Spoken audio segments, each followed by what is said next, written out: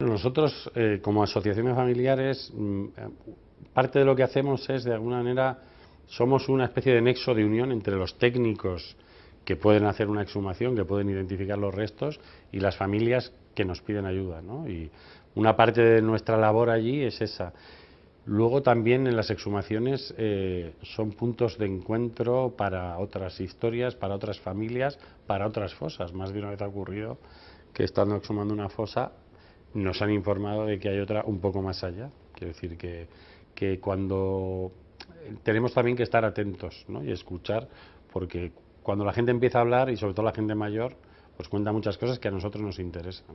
Por un lado, atender a los familiares que tienen que ver con los desaparecidos que hay en la fosa.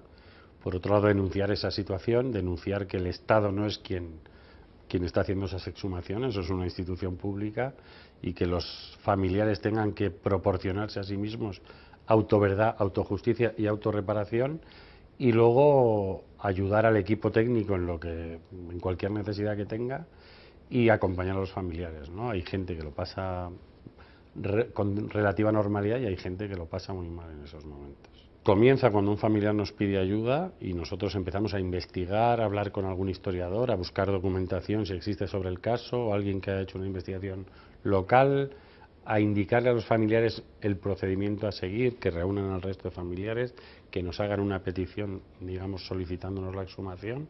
Empieza ahí, continúa con la exhumación, continúa con la identificación y acaba con un acto en el que públicamente se homenajea a los hombres o mujeres que hayan estado asesinados en esa fosa, se les entrega los restos a los familiares y ellos eligen el modo de enterrarlos dignamente.